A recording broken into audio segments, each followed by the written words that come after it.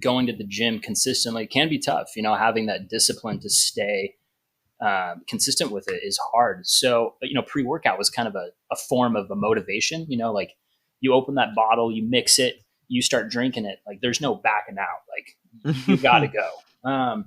I feel that if I spend money on something and like pre-workout makes me feel like I'm on crack. It makes me feel like I have to burn that energy or I'm like going to go do a crime. Oh yeah. I want my pre to like make me feel like I have bugs underneath my skin. Like, Yes. that's the goal. Do you get those like face itches? Like the face tingles? Yeah. Yeah. Like your eyebrows get itchy and stuff. Yeah. Yeah. But yeah, now I'm a little older and my health is just starting to fail me in certain ways, like the gout. Dude, it fucking sucks.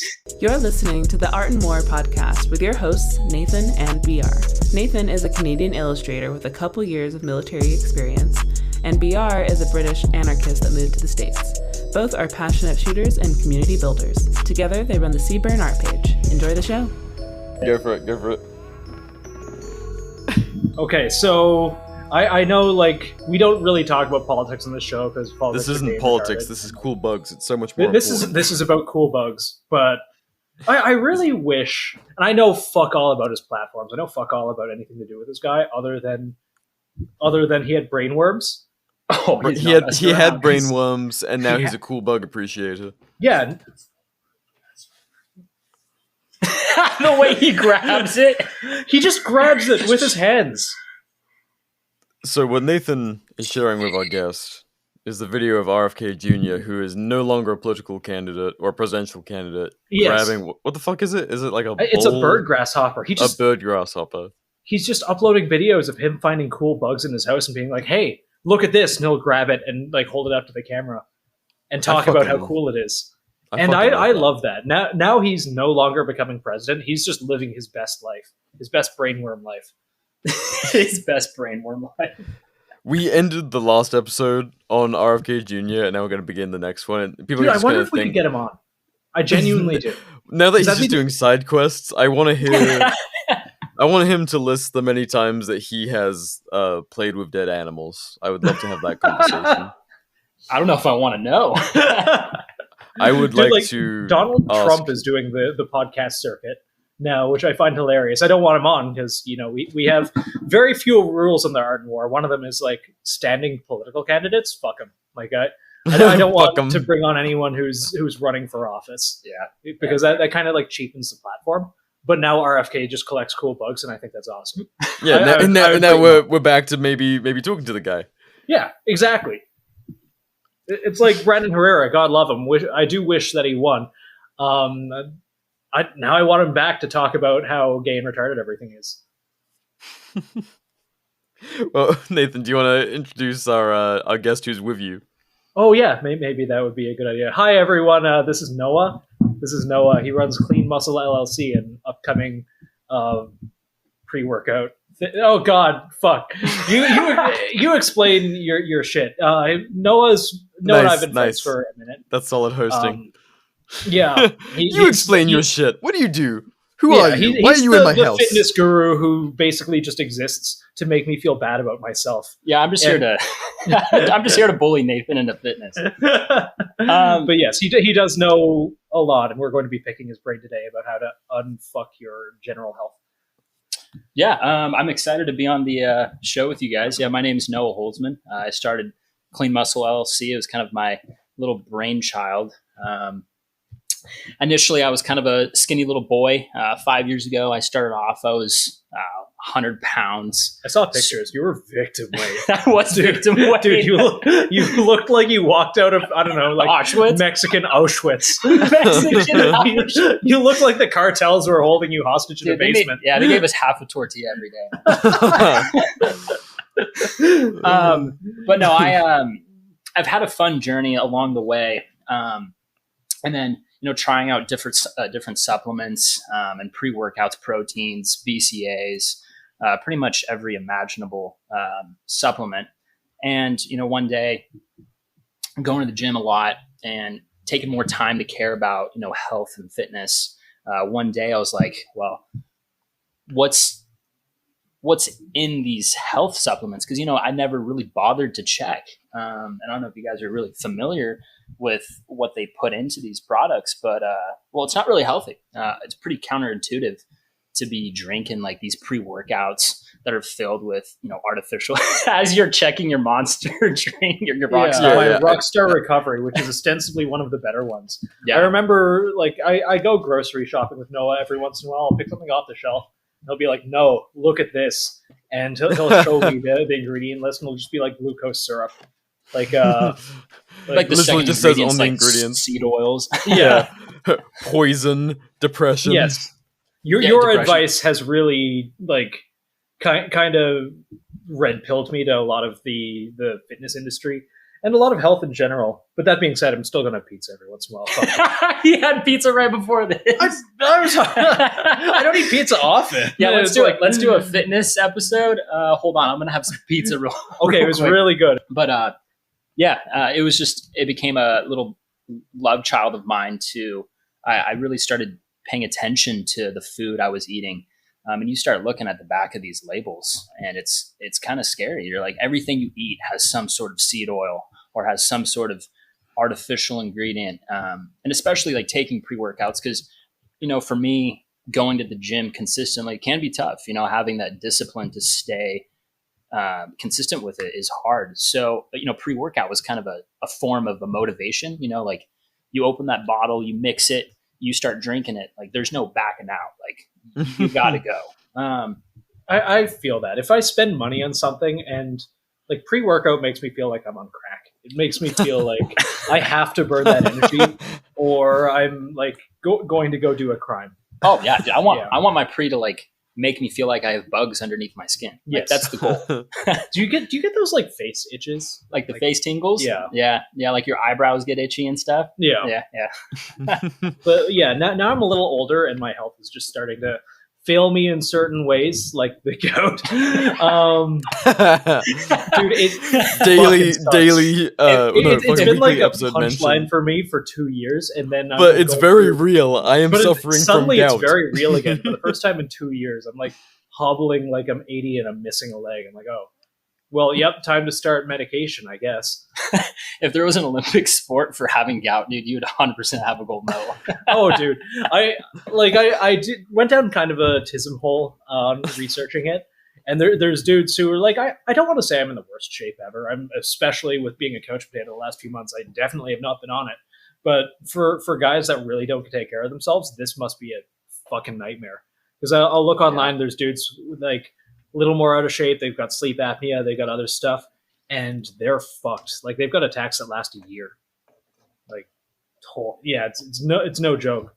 But yeah, other than that, yeah. Now I'm getting a little older. I'm actually starting to pay attention to things like, oh, bad life decisions compound for decades, and then they just fucking hit you.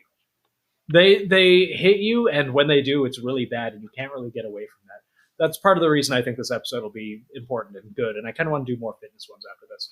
Well, like a long time ago, the one that everyone brings up to us time and time again, years after the fact, is the Fat People Industrial Complex. That you. Oh, dude, that was like episode 2. It was like, I think it was in the first 5. It was episode 1, 2, or 3. It was, I think. Yeah. Someone will fact check me on our own show and be like, "No, you dumb fuck." The first like one was shitting on what's his face, that bro vet. The bro vet who's like, no, it was if you train, you're a dick. And Dave-O Chipman.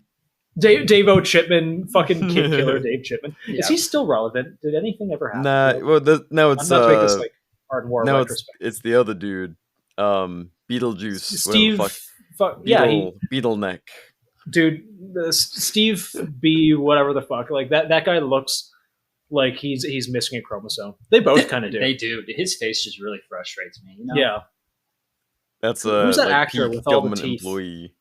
He's not Steve Buscemi. He's got all the teeth. You know exactly who I'm talking about. He was like in a motorcycle accident and he became really crazy. Oh man, so we were were way off. The Fat People Industrial Complex episode was episode 44, so that was completely. Are you fucking serious? Yeah, I thought it was like episode 3 or 2. Nah. But anyway, so yeah, we've periodically talked about health and stuff, and that was primarily during like the pandemic when everyone was like, there was this push of like, oh yeah, being fat is fine, and like eat like shit, just DoorDash everything to you, and everyone was like getting out of shape, depressed, and like hopeless. Oh yeah. Yeah, like, the body positivity movement was crazy. Gary Busey, that's who the actor was. Gary Busey. Like, Noah, was that kind of when you started getting into this, or was it before?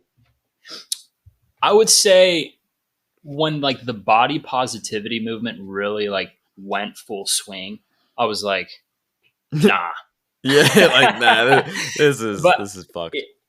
I was like, well, why are you doing that? Like, that's kind of when it really started hitting me, where I actually started caring, when big daddy government tells you and it's pushed that it's okay to be fat and be obese and sedentary, and you're like, well, no, I really don't want to be that way. I don't like to feel like shit 24/7. Yeah. And all these people feel terrible. Like the people that eat fast food every single day, don't watch what they eat, don't do any sort of exercise on a daily basis. They just feel terrible, and they just spread that negativity everywhere. Yeah. Have you just seen how negative people like? Okay, there has to be some like correlation between the bigger someone is and how positive they are as people. I think that kind of goes two ways though, because look at fucking Jonah Hill and Jack Black. Oh, I guess they're a little. I don't know.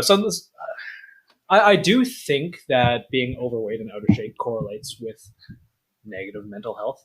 Correct. Like that's actually proven. Just the various imbalances that causes basically in every factor of your life. There's a very high correlation with depression and anxiety and all sorts of things. But I don't necessarily think that it's like some of the happiest, nicest people I've also met have been overweight. So I don't know. Correlation doesn't equate causation, but I do think there is some causation. Yeah, a little bit. Yeah, I would agree. Yeah. Well, I mean, the number one thing that like gets people out of depression is getting in shape or basically just active. Oh, like, dude, 100%. When I was young, like I was not a sports kid. I wasn't a sports boy at all. I actually was a sports boy. I wasn't a sports boy. I was like in scouts and cadets, and like I did a lot of camping and hiking, but I didn't eat super badly, but I didn't eat super well either. Like I grew up in a house where we didn't have soda. We didn't really have a lot of snacks, but typical kind of Asian household. You got 3 really carb-heavy meals a day. Oh yeah, dude, so much rice. I can imagine. Oh, dude, so much fucking rice. And even when it was my white dad and he'd go on sabbatical. I mean, I just lived with him for a year. Rice was the only thing he knew how to cook. So it was just like rice and ground beef for 5 meals a week or something. The last meal would be like a tortilla. Yeah, no, I wasn't super in shape and I wasn't super healthy. And when I only started taking that seriously in my early 20s, like I just started going to the gym every day, watching what I ate, making sure that I wasn't eating a lot of processed sugars. My mental health did a 180. Like over the period of like, I want to say 6 months, I became a completely different person. Mm-hmm. And I do think that there's a really, really big correlation between your overall health and your mental well-being. I do. Well, like what we've ended up doing and like what so many people are suffering from now is like instead of getting active and getting over all that stuff, they're just like, oh yeah, a pill will fix that. You can keep on eating and you don't have to Ozempic, dude. Yeah, dude, I see ads for Ozempic everywhere. Oh, it's like, you want to get on Prozac? It's super easy. You don't even have to go, like, if you're anxious about getting on Prozac, you can just do it on your phone. And they'll send it to your... Oh, it's so easy to get on that shit. They'll send it to your house. Yeah. Which, like, cool. I want whatever to, like, deregulate the shit. I don't care, but... I want trend, dude. Yeah. All to get on trend. Send me some trend. BR, I want you to get on trend and then just get like massive, like liver massive. You don't like the skinny European vibe? I need to. No, I just think it'd be funny. I think it'd be funny. No, I also think it would be funny. I like if anyone has trend, hook me up. I kid. Crazy work. I'm not kidding. He's not kidding. You know what? A shipment of like 10 pounds. Oh my god, dude! Well, dude, we know you want it. We know you want it. If you're listening to this, this is a new challenge. If you find BR and you can't, if you find BR in public, just get a needle into him. He'll love it. Oh my god, fuck. San Francisco speed run. No, I think in the next 10 years, people will have they'll be able to mail that shit to their door. I mean, they already can, but yeah, I was going to say the whole research chemical workaround. You can get whatever the fuck you want. Dude, Lucas just openly talking about doing that in Ireland. He's like, oh yeah, just go to my doctor and they just give me whatever the fuck I want. Basically. Oh, dude, yeah, probably censor this, but steroid.com. He's sending me links to all these places where you can just order shit to your door, and occasionally he'll be like, yeah, Irish Customs just got one of these, but I can't really do a good Lucas. That accent. Nathan, please do Irish accents as often as possible. That's so good. I can't do it. I'm like you try to do an American accent, it just doesn't work. Oh, what? You catch me in the right mood. The American accent's not bad, but you give him 14 beers. Yeah. 14 beers, I'll be stuck in my actual local dialect, and I won't even be able to understand myself. Can we dox where you are? Appalachia. Can you do an Appalachia accent? Oh, fuck no. Well, do it. No, let's not. Let's not say we did. Thanks about it. No. On demand, it's always fucking bad. But anyway, what the fuck were we talking about? Oh, have you guys seen the fucking Ozempic shit? What do you guys think? I see ads for it. I always say this whenever I say I have a Reddit account. I'm only on there to use gaffs, like gun accessories. But every time I log in, there's just ads for Ozempic. I don't want this. I genuinely don't want this, and I think gun accessories for sale is the only thing I'm subscribed to. Reddit's a scary place, man. Oh, dude, it's super scary. It's kind of like pre Elon Musk Twitter. Yeah, it's just a bunch of very crybaby mentality people sitting around congratulating each other, and it's this is yeah. So where do you think Reddit moderator came from? Yeah. Oh, dude, it's a bunch of neckbeards chilling in their mom's basement. But I got a Criterion barrel there for $200, and I think there's a lot of cons, but there are a few pros. The little collection of gun autism is very valuable for your fun. Wallet and very niche random knowledge. But if you go into the fucking gear Reddit threads, those fucking suck. Oh, dude, they suck. I'll just say it right here. Everyone in there is wrong. Yeah. Actually, dude, I'll see just some of the most autistic fucking arguments over things that don't matter at all. But, that's a heavy-handed label.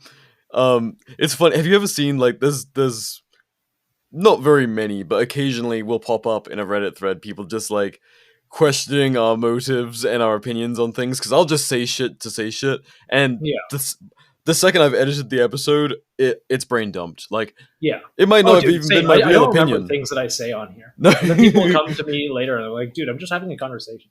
I don't remember everything that I said." Yeah. And people will hyper fixate on political opinions, and I'll just say things that contradict each other all the time. It's very cool. No, I've seen a few comments on that, on various threads and Reddit. I'm whatever. You guys don't get our stupid ultra niche sense of humor where we're damning ourselves every episode. Yeah, and just making ourselves simultaneously unsponsorable. Yeah, unsponsorable, unmonetizable. I think it's the word. But yeah, I think I've only seen one Reddit thread. I know that there's a bunch, but one of them was in liberal guns, which is apparently a thing. Oh yeah, you were telling me about that. Yeah, they're oh well, I don't know. They said they body shamed and okay, I should do this more. I should do all the things that they don't like more. How are you going to be in the gun community and then not be able to carry around your kit? Yeah, I found that wild to me. The meme of the guy in the micro rig being hey, I think a plate carrier would slow me down, and I got the Spirit Systems 3 meg micro rig, and the guy weighs about 400 pounds. It really it really fits the bill. Yeah, there's bigger guys out there that can shoot, but I need you to not like chafe your thighs when you're like running, I don't know, course of fire. Like, you're like, I can't do this anymore. I'm gonna throw up. Like, oh, dude. Yeah, I have bad news. I said this kind of in the beginning. Like, there's some bigger guys who are really in shape and they fucking get after it. Oh, like, yeah. One of the guys that we've had on the show for one of the military episodes, actually, like he's a bigger dude who plays football and like his cardio is better than mine. He lifts more than me. He fucking goes, but he's like 300 pounds and a good portion of that's just muscle. Oh, dude, people like that are so scary, man. Yeah, genetic. Like he eats the same amount that I do. It's just like the genes are there. Man, could just rip you through a wall. Yeah, he got this like weird, thick native genes. Like, homeboy wears like 50-inch suits, and he's just massive. Where the fuck do we start with this fitness and health? We're just like kind of going down K-holes. We've kind of gone down like 8 tangents already. Wait, we already started, didn't we? We haven't been recording this whole time. No, we're 20 minutes in at this point. Yeah, that'd be wild. That'd be such a sick play, dude. Like, all right. Anyway, you want me to hit the record button? Like, oh, for fuck's sake. But yeah, I don't know. No. I would say one thing that's pretty cool nowadays is like how many more people are actually like caring about what they're ingesting and like their pursuit of trying to be more educated. Yeah. I respect that. Even outside of people like working out, like just people's diets, I think, you see it with fast food. A whole lot of them are hurting, thankfully. They had a real good boon during the pandemic where everyone was just like eating like shit. And I think, a lot of people never stopped, but a bunch more have also been like, oh, what the fuck? Like, I'm going to actually start thinking about what I'm putting in my body. I mean, Walmart has like so much more organic stuff, like organic branded things. Yeah. Like in the stores too, like not even like your natural stores, like your big box corporations are starting to sell that stuff just because it's becoming so popular. It's kind of cool. It's kind of cool to see, like working, I work at a gym with my business partner who couldn't hop on with us today, but you just see so many more people coming in that have different backgrounds. Like post COVID, like there was a huge downfall, and that's a whole different loophole, like a rabbit hole. But after that, like people actually started caring about their health and what it holds in their future, which was cool. It's kind of like a new health revolution that we're seeing today, and like all these supplements nowadays, like everything is like artificial free now. Like everyone's trying to do something like that, or organic, or I don't know if you guys seen like Oregon? Like no, not the state, but like Oregon, like freeze dried Oregon stuff, like beef liver and all that crap. Interesting. Have you heard about that? No, I haven't. Oh, there's like so many companies that are doing that now. It's interesting, but apparently I can't eat organ meats because I have old man disease. But you mean gout? Gout strikes again. Yeah. My favorite Nathanism is running a drill and then being like, "Oh, that was shit. It's the gout." He ran it like, top 3 out of a big group, and he's like, the gout fucked me up. Yeah. And it was a static drill. It was like clear a plate rack. Okay. Yeah, clear a plate rack. Fuck, gout's acting up. Oh, it's the gout. Dude, I have a 2-gun match tomorrow, and it is like hell yeah. Actual movement. It is actual all of this. And I don't think like I'm going to place last. I'm like Sunday, you're gonna be like, oh dude, I felt so bad. People are gonna be like, oh, who was that sweet old Asian man at the 2-gun event? It was really nice to see him come out and give it a go. Wi-Fi Jackie. Just in the parking lot, like eating an eel, trying to heal up in between stages. Apparently I can't eat seafood anymore, so that's for fuck's sake. I don't know what you're gonna eat. Any of that to begin with. All right, eating bugs, I don't know. One of my uncles has it, and like he eats shrimp or shellfish, and his feet just explode. But he loves it too much, so he doesn't stop. I don't even think he's medicated for it. But, dude, can I say something? Like, ridiculous that's been on my mind that actually has nothing to do with fitness. You're going to do it either way, so I'm going to do it either way because it's on my mind now, and my intrusive thoughts always win. So I had my first experience with the American healthcare system. How'd that go? Fucking amazing. And they always ask me, like, I know Americans are going to listen How was to your this experience? The fact that I got seen at all, you know what the waiting time in the lobby was? It was like 3 minutes at top. At any stage, did they bring up euthanasia? No one tried to tickle me. No one tried to tickle me. If I did this in Canada, it would take me like 4 years to get seen, and in the very end, a guy would just walk in with a gun and be like, "Hey, you want to do it?" I love watching, this, buddy. I love watching when they choose the euthanasia. I love to see the life leave my patient's eyes. Yeah, actually, dude, I actually, like, you joke, but I think some people are into it. I think some people I keep on hearing about, like, someone who's like, yeah, you know, I broke my ankle in Afghanistan, didn't quite heal right, and I'm looking for, you know, physical therapy or something, and like the VA clerk or whatnot will be like, yo, you want to die? Like, you want to just fucking end it, bro? Word, our system didn't get to you in the last 8 years? Huh, you fell through the cracks. You want to tickle yourself? Sir. Yeah. No, I want my ankle to get better. What the fuck? Yeah. Eh? Because, like, there's actually a thing about this, and some people are going to disagree with me. I actually don't mind euthanasia or, like, assisted suicide or, like, I think yeah, it's right for it to be an option. You should be able to choose it on your terms. But, yeah, like you're a Canada, grown-ass adult and you're terminally ill, and, like, it's... I think like, that's existence dignified. Is pain. Which, like, yeah. I guess it is in a philosophical sense. But who cares, Donald? Damn. But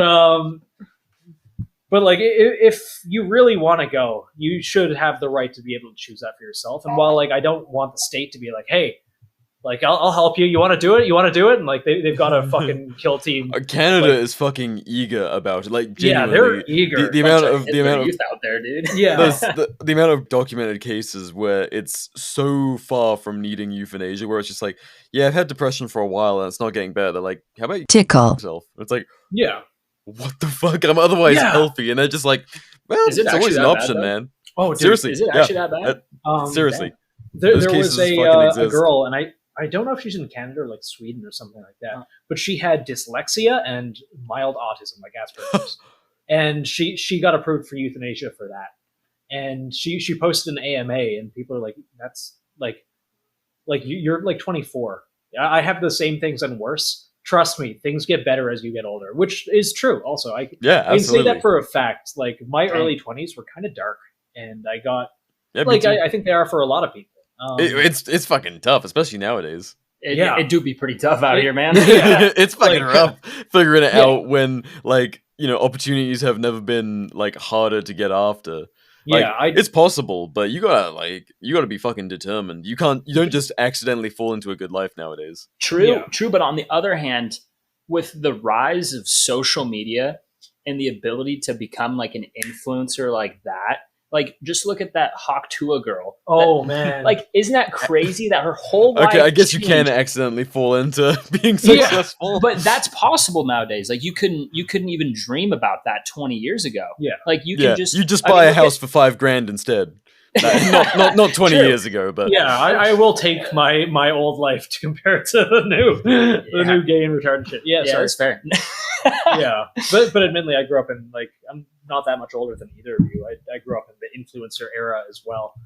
But look at, like, the fitness influencers. Like, even regular ass people became huge. Like, I don't know if either of you guys, he's pretty big. Like, Sam Sulek, the guy that, like, takes videos in his car, like, big old dude, strong boy. Dude, when I see people lecturing, like, I realize some of our friends do this, but I hate the format of just, like, dude filming himself in car doing a Don't talk to me when you're in your vehicle. Like, some people like, they function really well and their thoughts come to them really easily while they're driving or doing a task like that. When I'm talking to either of you on the phone or something like that, I'm usually pacing or driving because I can't do nothing when I'm thinking. Mm-hmm. That's true. That's why there's dry fire in the background. Exactly. But that being said, like when I see the like posts of people giving a impassioned monologue while they're sitting in the front seat of their Ford F-150, my brain just fucking turns off. I think the only fitness influencer I've ever followed is Lean Beef Patty. Lean Beef Patty. Yeah, she's insane, man. Yeah, dude. Actually, some of her stretches, people are gonna be like, "Oh, Sib." It's like, no, her stretchers fixed my fucking shoulder.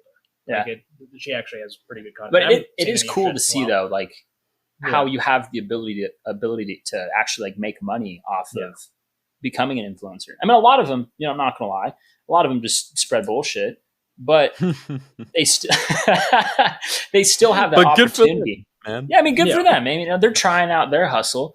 But I do think, like, especially in niche communities, and this is absolutely not what we came on to talk about, but I gotta program that out of me.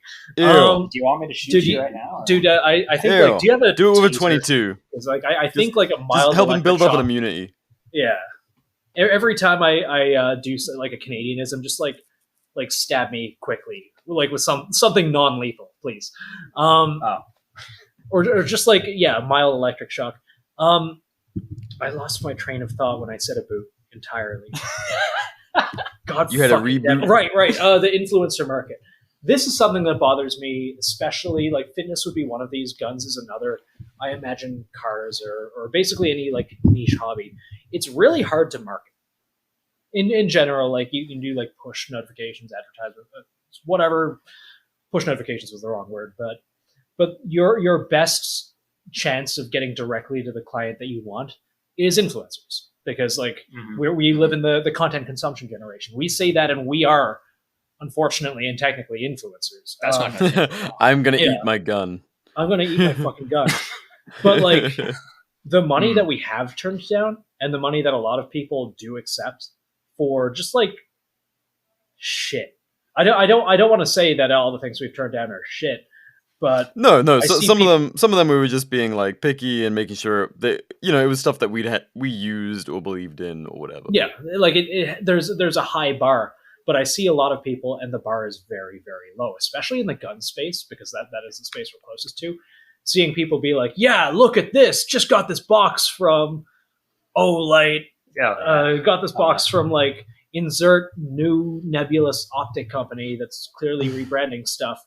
Like. I think that is especially in like look how well Tacticon does. Like I know I shouldn't Tacticon so fucking much. I'm at the point where I don't care about censoring the name or anything like that either. Those guys are fucking clowns. The things that they sell will actively get people killed. I gotta look this up now. Just like Tacta and then Con, like Con Man, because that's what they are. They sell ballistic helmets too. They sell ballistic helmets. They sell like steel plates, battle lid ballistic helmets, $797. That's fucking used OpsCore pricing, and I bet I would put fucking money that was made in China. You have very strong feelings. I have strong feelings because like these people sell like okay. Like there are a few things that like cool. You're an influencer and you shill for Raid Shadow Legends or Stopbox or whatever. Like cool, that's fine. That's not going to get anyone. As you should. Killed. We would love to. Yeah, I'd fucking do a Raid Shadow Legends ad. I don't give a shit. But once you do that fucking, you get the black mark of selling steel armor. Yeah. And like, if you know better and you start selling steel armor or Chinese knockoff tourniquets, fuck you. You deserve bad things. Agreed. Yeah. And like these guys are incredibly, incredibly successful, and they make a ton of money because they don't have those. Like, I'm not going to say we're fucking crown jewels of like ethics or whatnot. I think that a lot of people do what we do, in terms of just like not shilling for things like this. But it is so easy to make money if you have any following at all. And I've seen people with like 5,000 subscribers for their like YouTube shorts, and they're just getting like free gun after free plate carrier after free thing to shill like steel armor, really cheap shit, like garbage. And Tacticon's a fantastic example of that, because all the cheap shit that they're shilling is their own cheap shit. They just have a factory in China and a fulfillment center in the States somewhere. Then can they say that it's made in the US though? Because some of their stuff, they say it's made in the U.S. I'm sure that some of their stuff is, but once you start like selling $800 plate carriers with steel plates in them, regardless of whether it's made in the U.S. or not, they're probably reselling for AR-500 or something like that. They have their own line from another OEM. I guarantee they don't actually have a production facility. Oh, Nathan, they're not AR-500 anymore. They rebranded as Armored Republic. Are you? Oh, really? Yeah, so there would be like a little bit more distance from them being AR-500 steel plates. Now it's Armored Republic. I respect that if they rebrand away from steel, because like they still sell steel. They also sell then ceramic. they can eat my dick. You can also eat my dick. Suck my dick. Suck my dick. That's my litmus test. It's like, all right, are you? No, absolutely. Do you sell steel should be off the shelves. Are you nice to your waiter? That's the big one. That's the big thing, dude. Are you nice to your fucking waiter? Are you nice to people who serve you coffee? Or like the clerk at the fucking gas station, or any of that. My litmus test for whether someone's a good person are if you are good to people in a position where they have to serve you in a customer service environment, and there's no consequences, because there's no consequences to being a dick to your waiter. There's no consequences for being a dick to the person who bags your groceries or whatnot, or bringing back the shopping cart, Like that's I love triggering you, dude. It's so easy. That's my fucking trigger. That's my trigger. Like every time I see someone just like take groceries in their car and they just leave their shopping cart like sitting in the parking lot. I hope you don't make it home. Dude, a shot timer goes off. I just hear the beep, and it's like my hands move just a little bit, and it's like, okay, like God protected you today, but one of these days that intrusive yeah, especially if you're. Oh no, dude! You can't do that. I know you're a POC, but no one listening knows that. Whatever. You're brown. You can't be racist. That's crazy how it works like that, dude. If you're a person of color, you can't be racist. Oh God. But yes, no. Back on the thing. I truly think that like people who go to like that is something I will cut people out for. I knew a guy a while ago, and we went to get coffee at Tim Hortons. Yeah, Tim Hortons. And he I got up from the table at the very end, and Tim Hortons is kind of like Starbucks, but more working class, I guess. You can get donuts, you can get like $2 cheap coffee. It used to be $1, but thanks Trudeau. Trudeau seems like a made-up leader. I can't imagine living in a country where he was actually in charge. Dude, he's been in charge for like a decade. He's like the forever emperor. He's like fucking Canadian Putin. It's kind of wild. Like he'll just move on from being prime minister to being like supreme chancellor or some shit. Yeah, genuinely, like this guy is going to just be no. Like Emperor Trudeau. It's 2046. Like, have you ever heard of the tragedy of Darth Trudeau the Wise? But fuck, oh god, I lost everything. Anyway, we were here for health and You're talking about fitness. the Tim Horton guy. Yeah. Okay, so I'm sitting at Tim Hortons Oh my. and, like, at the very end, and we met up to just talk about like hobbies or whatever. I get up and I like pick up my garbage and his garbage too, and I just walk it over to the trash like you're supposed to do. Fucking clean up after yourself. It's a cafe. And he just goes, "Oh, they got you well trained, don't they?" And I looked at him and I'm like, "George, what do you mean?" And he goes, "Well, that's what they're paid for. You leave your garbage there, you're giving him something to do." And I never fucking talked to him again. Bro, you're still like that. Yeah, you're still in the Matrix. Yeah, dude, it makes me angry when people go out of their way to just like, it is so much nicer to be a polite, decent person than it is to go to your way to be a dick. And I don't understand people who do it. It's crazy how much nicer life is when you're just a decent human being. Yeah. Like, things tend to be a lot easier when you're just not a giant douchebag to people. Yeah. Yeah, you're not experiencing like spite and like, conflict, like minor conflict, like inconsequential conflict, but people are just like, you cut people off in line, like for no fucking reason at the store or something, just to get like, spend like 3 minutes less in line. People just glaring at the back of your fucking head. It's like, imagine doing that in every environment you go through, anytime you're in a public setting, and just being like, I'm just gonna drop this door on this fucking person's face because it's not my job. Like, just doing little shit like that. Actually, that's the kind of dude that'll pop you in the face. Yeah, so like, what I think we have to do is like if shit get like where is this going? What I think we have to do. So we see everyone who like is rude to waiters and they leave their shopping carts out. That's the litmus test. You take their license plate numbers, you follow them home, you collect data on where they are, you make a spreadsheet and a target package, and you know the day that everything gets weird, you just go and you fucking tickle. You preemptively just like hit each one of those motherfuckers' houses. I'm so sorry for the editing you have to do, BR, but that is going to be just a pile of fucking. Dude, someone's going to actually make an Excel spreadsheet. Yeah, for legal reasons, do not actually do this. We are a comedy and satirical podcast, and nothing we say is genuine. Oh my god.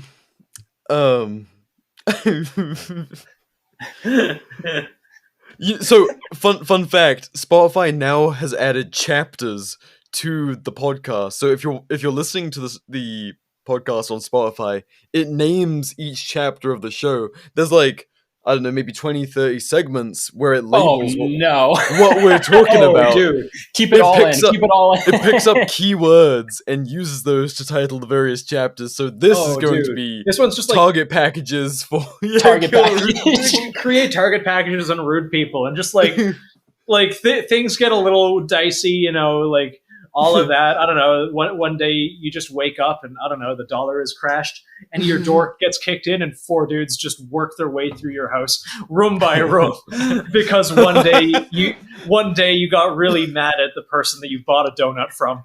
They fucked up your coffee order and you called them a cunt.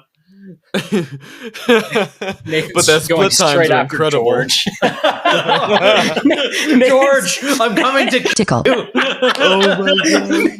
You're gonna call an air strike on poor George. Just like in real life, he's gonna be making like cabbage soup or something in his house. Oh my god! All right, and we're back, and we're going to try and get on topic, but I'm sure that'll last all of 5 minutes, and then we'll be back. Yeah, we've had like 45 minutes about everything else. We'll talk about the creatures in your walls and all of that, and the tunnels and all that good stuff. Sweet. But the focus we're trying to get after is so health and fitness. And Nathan has grabbed his gun and started dry firing. Fuck. I'm really quiet. I'm going to take it apart so I can't dry fire it. It can't reset. Yeah, okay. Disassembling your pistol is so much better. Anyway, so what we wanted to get into kind of, it's been a while since we've talked health and fitness for our audience, and I think as I was kind of trying to get after with the conversation, like post-COVID, a lot of people who might have had a routine before might have had that like completely fucked up and they haven't ever got back to it. They might have never got into a good fitness regime like to begin with. Or like maybe COVID spurred them into it, and whatever. Like sometimes people just fall off. Yeah, like that's fair. Like it happened to me. I fucking fell off, and I'm going to shame myself before you get a chance to do it. No, likewise, dude. But so yeah, I guess Noah, for you, like, what was your kind of entry into health and fitness like, and what do you think worked for you, what didn't, and what would you say to people trying to get after it? It's a good question. Honestly, trial and error. Seeing what works for your body and then just making changes, see how your body responds. Because everyone's body is different. Everybody's recovery is different. Also, people's diets are different. That's also another aspect of health and fitness. But for me, like, it was a struggle. In high school, I went to I took weight training like most young high schoolers do. That's an option? We did not have that in Canada. Yep. Oh, really? In England either. Yeah, that's something. That's because they want you to be weak. Yep. Yeah, they want you to be feeble and be a little boy toy. Yeah. No, American schools do I will say one of the few things I'm in favor of is they do like the weight class and stuff, because that's a life skill right there, just knowing how to safely lift. Yeah, because they did not do that in Canada at all, and eventually one of the teachers did, and all of they-thems protested him, and I think that's not surprising. Yep. Yeah.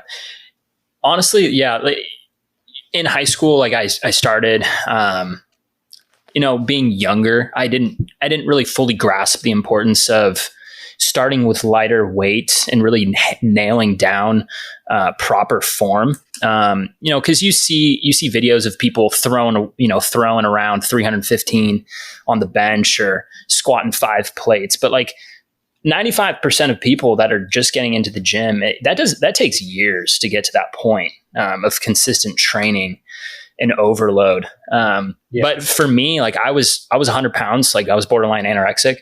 So it took a while to get to the point where I'm at now. And that involved really honing in on my diet.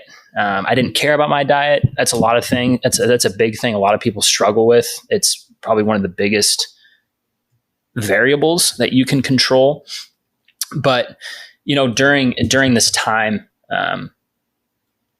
really making sure, I watched a lot of YouTube videos. I mean, YouTube is a great resource for, learning what people with experience can teach you. So, getting your form down, working out with people too was a huge part of my fitness journey. Like I always wanted to be as big as my brother. And he is a solid chunky dude. And I always wanted to be like him. And I think a lot of people you passed him a while ago. He still might be stronger than me in some aspects, but I think a lot of people have that image of what they want to be like. And I think it's a good tool. It's a good motivator. It's kind of like putting a Twinkie in front of a fat dude on a treadmill. It always like keeps you, sorry. It keeps you going. Like it took a lot of time, honestly. It's just really ironing out what works for you, whether that's like push, pull legs, a basic split, or if it's, chest and back, bis and tris, whatever it may be. There's simple ways to do it. Getting into the gym, it's just honestly about the consistencies. Like just go. Today is the day where you make action and like you have that choice. Like you're breathing, you're on your feet today, just go. Just go on the treadmill or do something. Like it's such an important part of building that discipline is just go, What's that phrase? Like the only reps that hurt you are the ones you don't do. Which I don't think is entirely true because I hurt myself pretty bad once. Goes on a walk, gets destroyed. Yeah. No, I tried to bench like just a little. Like I was out of the gym for a little bit, and then I just like loaded on my old weight. Yeah, happens to the best of us. Yeah, I fucked my rotator cuff for like 6 months. Yeah, hell yeah. Just, I'm gonna get back in the gym. Never mind. And it does sound like from outside perspective, like to people listening, it sounds like super gym bro-y. And to be fair, I guess once you go to the gym a certain amount of time, I guess you become a little bit of a gym bro, but like, the territory. Well, I mean, like it's a super simple, repeatable mantra. Is like consistency and like you just have to do it. Like it's not as complicated as a lot of people like to make it. It's really not. No, it's like we all, including myself as much as anyone else, like excuses are super cheap. Like they are so. Yeah. I can make one right now. I can make 6 right now. It's super easy to do. But you're only hurting yourself, like in your future self too. And like once you kind of grasp that important factor is like you're only damaging your future self, and Lord knows what's going to happen in our future. Just not good things. Yeah, honestly, not good things away. But like, not just like, it's more than just aesthetics. Like it's sweet to like have a cool physique, but like the practical application of being able to like pick up like one of your buddies, like if he's like down or something, or like being able to drag weight or being able to have functional strength is huge. Like, whatever application it is, like men should be strong. It's kind of a hot take now. I think men should be men, and it is a hot take now for some reason, but no, I think men should strive to be strong, like not just physically, but also mentally too. And I think the physical side of strength is huge, but also you really have to refine your internal strength, like that discipline. that should carry through whatever task you're doing throughout your daily life. So like going, back to the gym side of things, it's just consistency. Find what works for you. If it's easier to go like 2 days on, 1 day off, so you get enough recovery, because a lot of these guys, a lot of people listening, they're working hard jobs, they're working 9, 10, 11, 12 plus hour days. So yeah, going to the gym is hard. Like it takes energy where you don't have a lot to spare. But doing those small things, even if it's like a 45-minute lift or doing something, every day, like that just adds up. Like there's a wonderful book that I read is called like The Compound Effect. I don't know if a lot of you guys have read it, but I've taken a lot of those concepts to heart. It's like what you do on a daily basis and you compound that over time has a huge effect on your future self, 1, 2, 3, 5, 10 years down the line. Like going outside and walking, like even if you don't want to, even if the gym is daunting and scary, like going outside and walking for like 15 minutes, it's a great start. It's just pushing yourself past that mental barrier is huge. Just take control of today, and just do that every day. It's just one foot after each other, day after day. And something I've noticed about when I get into the habit of going to the gym all the time, I crave it. There is something in the act of just like going for half an hour and working out just a little bit, or ideally more than that, that one, you've created that routine in your head and you just kind of, you're drawn to doing it. But two, it makes you feel good. When I'm in the habit of going to the gym, I feel better as a general baseline. I only know that because if I stop going, my baseline is worse. And I feel that the opposite of improvement. Like you don't feel an improvement as much as it's quite gradual. Mm-hmm. But as soon as that goes away, it's like, oh, fuck. And you've had that good baseline because you were going to the gym. I bullied Nathan to go into the gym. You were like Nathan. I can, because he works in the gym. He can see who logs in. He's like, Nathan, when's the last time you went to the gym? Huh? When's the last time? And like, I'm using my Flipper Zero to get in every night, so it wasn't showing up for him. Lance is gonna listen to this and be like, "Hey, what do you mean you're using your Flipper Zero?" It's like, Lance, I'm so sorry. I'm not sorry. But yeah, so he was giving me shit for not going when I was going, actually. Yeah.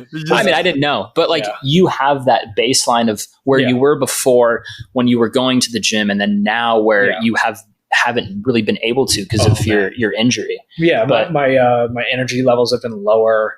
Like my everything is a little worse. It's not just my strength. Yeah. But like fat's showing up in places that it didn't before. I can't lift, like I get winded, like carrying my range bags from the car to the setup area. Just stuff like that. Yeah, it's bad. Yeah. I mean, it can happen like that. Like that's why you got to stay like consistent with it. Cause like the slippery slope of falling out and then not getting back into it is so easy. Yeah. But like once you've built that consistency, like, and it takes, 6 months of consistent attendance where it's ingrained into your brain where like, oh, I have to go. And sometimes to a certain point, like I'll kind of feel like a piece of shit if I don't go to the gym. Like I like, if I don't go for a week, I'm like, I'm small now. Which is like the body dysmorphia technically isn't the greatest thing, but also it is one hell of a motivator. It is. It's the photo of yourself being 100 pounds on your fridge door, or like being 100 pounds overweight or something like that. Just looking at that photo and being like, oh, fuck you. It gets you going, dude. Yeah. Like, I've never done that, but it's something that does work for some people. Well, here's something I want to ask Noah, because like I think a lot of people's biggest problem is like they'll go for 2-3 months, like they'll get the baseline of consistency going, and they'll see no changes, and they're like, oh, it's not working, and like that's their excuse to then give up. Like for you, when you started out like 100 pounds, how long did it take you to start feeling like you were seeing a difference? Ooh, that brings me back, dude. I want to know. It took a little while, like in the beginning, because I was so malnourished. I wasn't getting good food. Like the first 3-4 months, were pretty good. Like I put on like 20 pounds. It wasn't super difficult, like putting on, those newbie gains are a real thing. But once you get past that, like 3 months and you start to plateau, like you have to really take a look, like intrinsically, like what you're doing. Like it's not just the lifts. Like it's important to change it up, but like if you get good time under tension, like your muscle fibers are breaking down, that's awesome. Like you don't have to revolutionize the wheel in the gym. It's quite simple. It's honestly a big portion is like recovery, like your sleep. You got to have good sleep. Like obviously it's hard, depending on what your career is and what your life is like. But sleep is huge for recovery, and it's huge for everything related body and mind. But also food. Like that's been a huge thing for me. Like the past 2 years is like, and it's tough because food is so expensive nowadays. So like it's ridiculous. Like, I pay double at the grocery store, and I like to think that we actually have pretty cheap groceries here compared to where I came from, especially. Well, it's just gone up universally, like fucking everywhere is more expensive. And so when the simple truth is like to put on weight, you need to eat more calories. And for a lot of people, like it's hard for, I'm sure, I've been there, just income wise, like just buying the fucking food. So you're not, wasting away. Like during the, when groceries were getting fucking insane the last few years, I was like, I am not going to be able to put on weight, like, because it's just so fucking expensive to fill the cupboards. Like, dude, I used to just buy like the giant sack, like dog food sacks of protein powder. Oh no! Oh man! No, it was bad. Like because it was cheap, I just like choked it down, and I went from I was like 180 pounds of like not really a lot of muscle to I want to say like 150 of actually being in very good shape. And this is with like young person body going. I was gonna say, I was like 150-pound Nathan. Holy shit! Yeah, no. Right now I'm sitting at 185. I want to say, and I get that down. I don't feel good. I'm gonna start pinning him with tests or something. Yeah, I'm just kidding. I'm joking. It's a joke. That's not a joke. He's done it several times. Whoa! That's not true. I just feel like a wasp bite. I look down. He's just like grinning with a needle sticking out of my ass. No, that was a hot minute ago, and I felt fucking good all the time. I felt like I could. I don't know, like fight my way through Mount Olympia or some shit. Young stud Nathan just out there doing damage to the world. I was awful. I was existential damage. But just like that consistency of going all the time. And I think because I was young, like the best time to get into this stuff is your early 20s. Mm-hmm. Now I'm in my 30s. It takes a lot longer to notice differences. Yeah, I see like people that are 80 years old in the gym, like still lifting weights. Oh, dude, I fucking respect that. I respect the hell out of that. Live a long. Well, here's the thing: like, there's those types that will live until they're like fucking 90, 100, and have like a great body and great health the whole time. Yeah, but then you'll also have like the 100-year-olds who are like, I smoke a cigar every day. I drink nothing but Dr. Pepper and beer. Never stopped. That's on just the genetics, stage. man. Yeah, they came from a different generation. Like that's a whole other rabbit hole of like genes and like how their bodies weren't as influenced externally. Like everything around us now plays. You could argue a negative role on hormones, like even on clothing. Physical. Yeah, like synthetic clothing, like what's in your water, seed oils, like all these things compound and they play a negative role, a huge negative role. There's plastic in my balls. Dude, there's probably an abundant amount. These guys have lead in theirs, so it's kind of trade-off, Hey, at least they were they were fertile, which is why we're all here, but what the fuck? Yeah. No, it is crazy though, like seeing Oh, I don't know if I answered your question about like once they get to the 3-month mark. Like honestly, one of the big things is go with a buddy, like push each other. Like having a system, like a buddy system where you guys can hold each other accountable is huge. But at the end of the day, it's just you holding yourself accountable. It's just the discipline of just doing what you need to do day in, day out. Yes. And that's tough for people to bite and to swallow, really. Because people have excuses. I mean, like I know several people that, are in the military, have multiple kids, have a career, but like they're still in the gym, like getting it done. And they're not in there for 3 hours, but like they're in there 45 minutes and they're out. It's just prioritizing your time and what's important. Yeah. Like the most inspirational person in my life for working out was my dad. Like when he was doing the military thing, which is going in, just 45 minutes before work. Like obviously he had the luxury of having a gym at work, but like if you can find one near your work, it's pretty easy these days. Just an hour before work going in, have 50 minutes between the gym and work and get 45 minutes in. And the dude, like he's going up and down hills. He's got that fucking like former military guy strength, working the farm. Yeah. He's like he built up such a good baseline. I was like, just the discipline and the routine of it is like. So after this episode, does this mean are you going to start going to the gym and being consistent? Yes, I'm going to go fucking tonight. Hey, I was talking to BR too, man. This is an open-ended question. No, absolutely. It's something that's been bugging me for a long time. Like I've been very heavy, like behind my desk the last year, doing like just juggling a whole bunch of shit and letting a lot of stuff like slide by to excel in other things, and that's an excuse.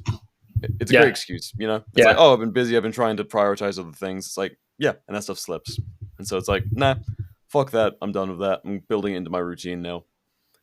So it's just really building into your routine. Honestly, like what I would tell people is like just look at what you eat and what you drink.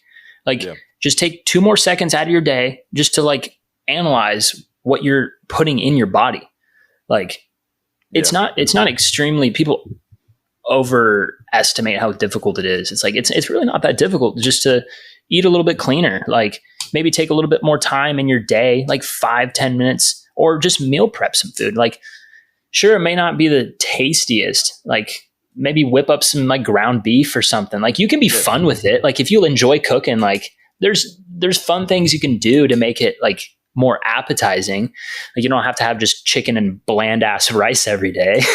Like your basic. You can't, like depending on like how you are. Like for me, I can enjoy food, but at the same time, food can just be like fuel. I can completely fucking distance myself from it if I need to. So like, if you're really determined about getting in shape, like chicken, rice, and veggies is doable. Like if you don't give this is true. Just prioritizing, like you want to go full hog and not worry about like, oh, I have to cook myself 5 different, healthy meals a week. Like just start there if you're really struggling. Yeah. I think what's cool now is like, I think the importance of like practical strength and like application of strength is kind of becoming more important. Like being able to ruck, or ruck with kit or do what you need to do and be efficient at it. Yeah. Like performance metrics are really the thing that are starting to rise to the surface, which is great because like Felix said something great the other day in his stories. He's like, there is too much focus on rocking, and that is the easy part.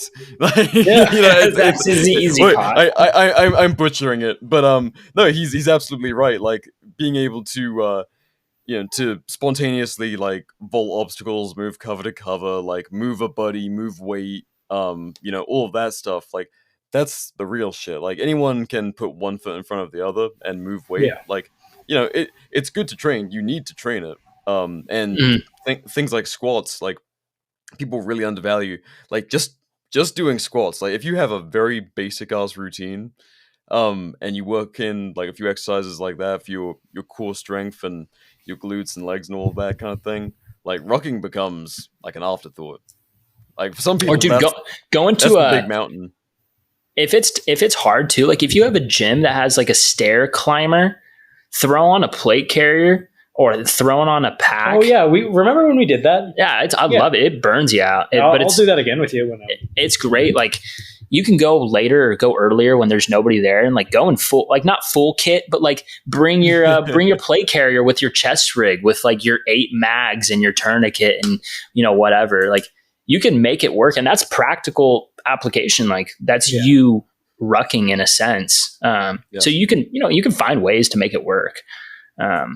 But no, I mean that's good as well for people who maybe a training event is like once every 2 months or something, or once a month, or whatever that looks like for you and your group. Like that's another easy way to have the excuse like, I'll just wait until we're out there next time. It's like, no, dude, you can do this like consistently. Yeah, you can do it consistently. You're like where you at, buddy? I went down a Tism hole. I really want a Steyr AUG. Okay. Oh yeah. Oh god, here we go. We did health and fitness. Here we go. We did health and fitness for like 20 minutes. So now let's go right back. No, we can continue to do health and fitness, but I really want to do health and fitness stuff with a Steyr AUG. Yeah. With a Steyr AUG. How can I allow myself to go on, Nathan? Go on. Go whole hog. The gym that Noah works at and that I go to and should go to more is really based actually. You can tell a lot about a gym by the people who go there. My old gym was entirely just like Indian dudes that hogged the squat rack. This gym is entirely like gun guys. There's an advertisement for Holzman arms on the wall. Holzman, are they men who make holes? Well, actually, funny that's that's my brother, but I can help you make a hole, buddy. That's a hell of a gun shop. Yeah, but the fact that the gym has ads for gun stuff on the wall, that's fucking awesome. That's Idaho. Gun culture 2.0. Idaho. I love Idaho. Idaho's awesome. You should come here.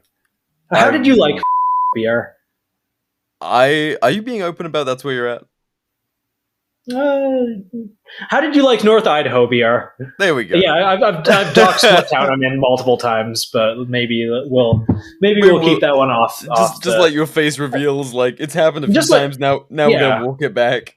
Yeah, like I've straight up said it in stories and whatnot, but like we'll keep it. We'll PSR it. We'll make it just a little bit hard. Yeah. No, dude, so that's me right now. I really want to take my my fiance up to North Idaho, non-specific North Idaho.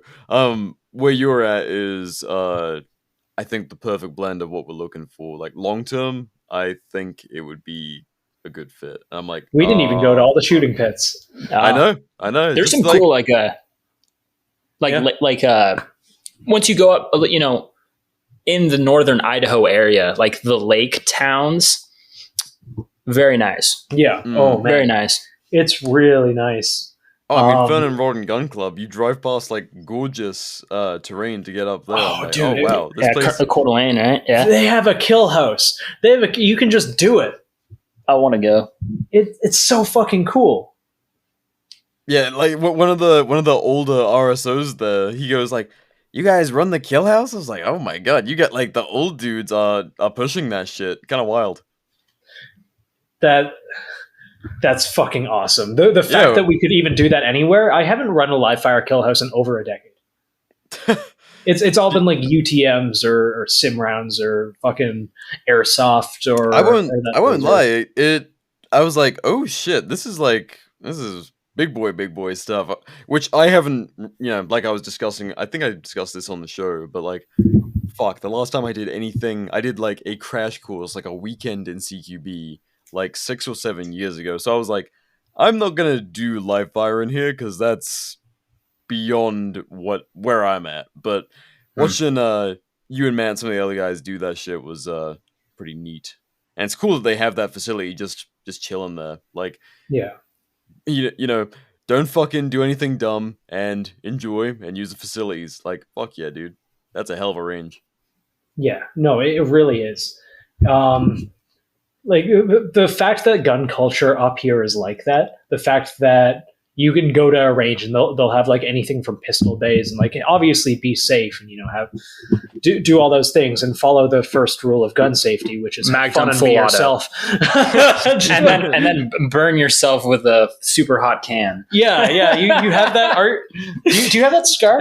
I have the scar, dude. I sent it to Silencer Co. and they said I have to get a tattoo now. Yeah, but from the Fernan, the Coeur d'Alene meet and greet, he got absolutely skinned by a hot suppressor. Yeah, I was chilling on the side of the table, and we moved the table in the beginning, and it was someone just mag dumped 2 full mags, full auto. So it was hot, but I didn't even realize because I was happy to be there. I was excited, and I went to go move the table, and then I didn't even realize my bicep was on the end cap, and I started smelling something.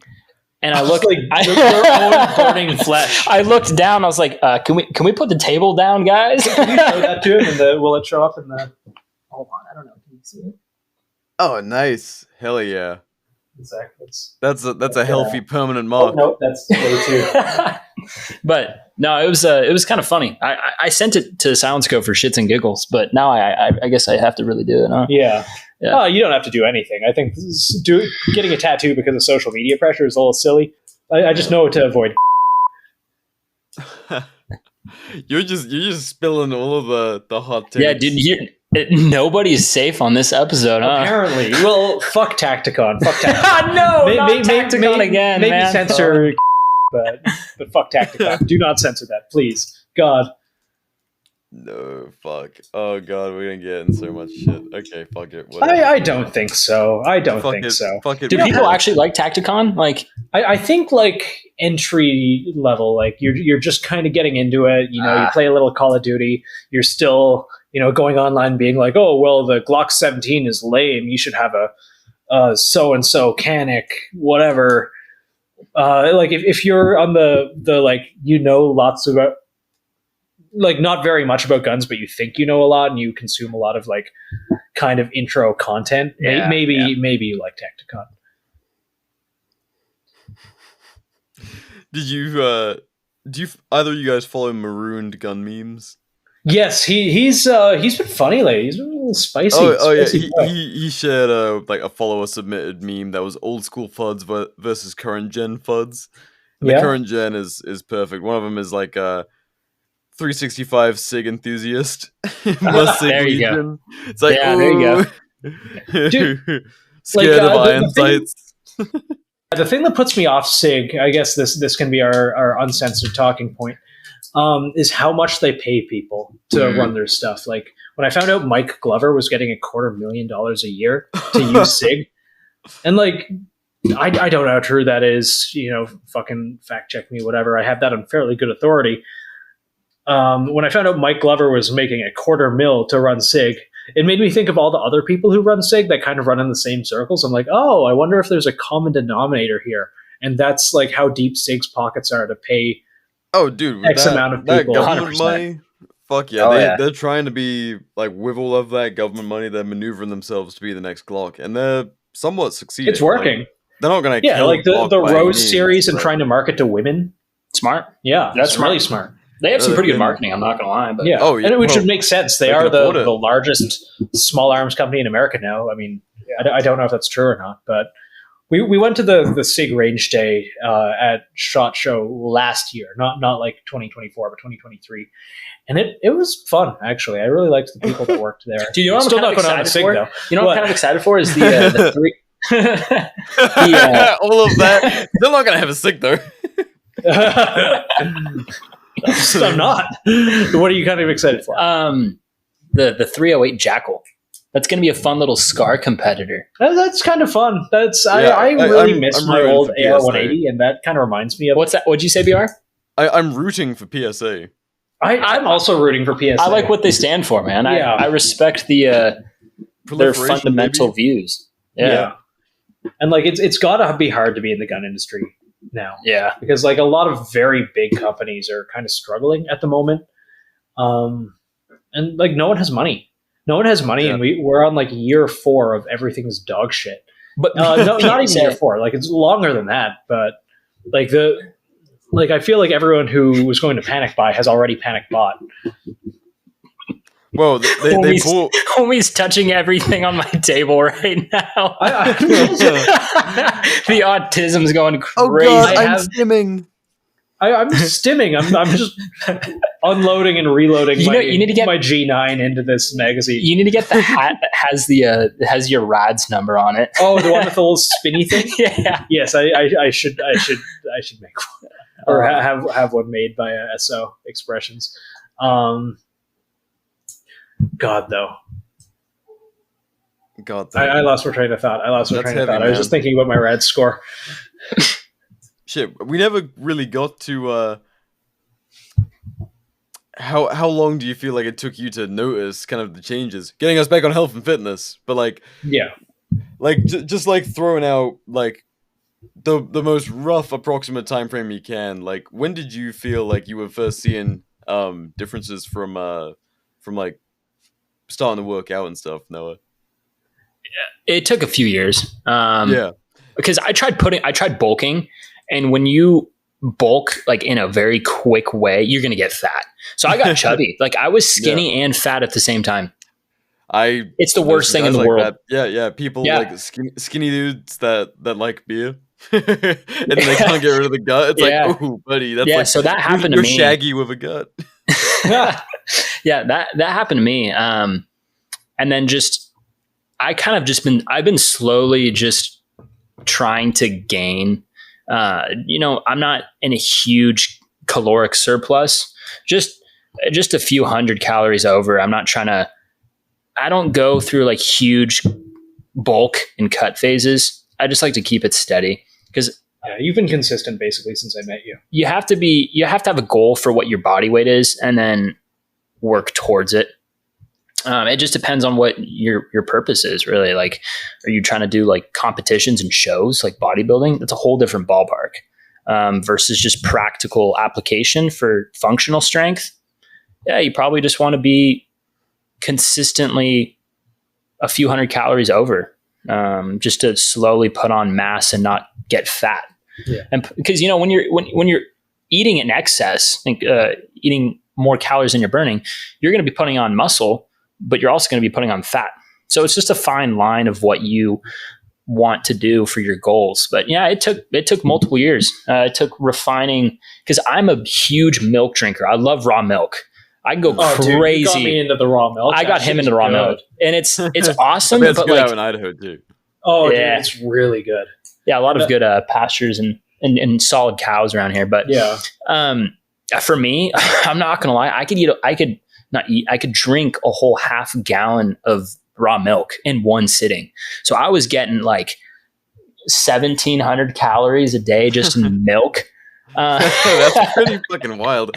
Like I know. I didn't even think about it, and I'm like, oh, there's another half gallon jar I have to go put away, and another one. I was like, wait. Where were you buying it? There's a local farm, not too far around. So I was buying town. It from Rosars, and it was like $9 a bottle or something. It's expensive, man. Yeah. Good quality stuff is so expensive. Yeah. It's so frustrating. Yeah, but I think you got to pay to play with like fitness and everything. It's like, corn syrup is cheap. True. Yeah, absolutely. I mean, you have to justify, is your health and your future health more important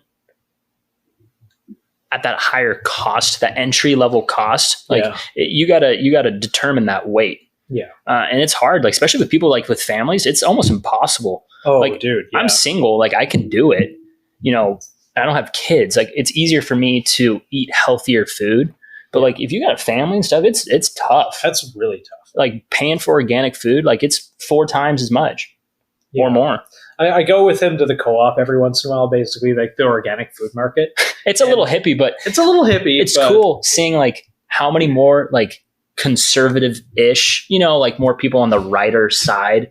Like, you'll see like diesel trucks out there parked in this natural store. Oh man, like, it's so hippie. Like I can't even. You got multiple trannies working as cashiers, and like, to each their own. Whatever, like, whatever. That's fine. You do your own thing.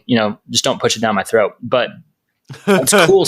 It's cool seeing like in the past few years, like how many more people, like I said, are caring about. I could see that here in Moscow, like you're some dude in his dually Ram 3500s pulling up to this natural grocery store and buying all these organic things. Like 4 or 5 years ago, that probably wasn't happening. No, he was probably going to Walmart or Winco or whatever store you have.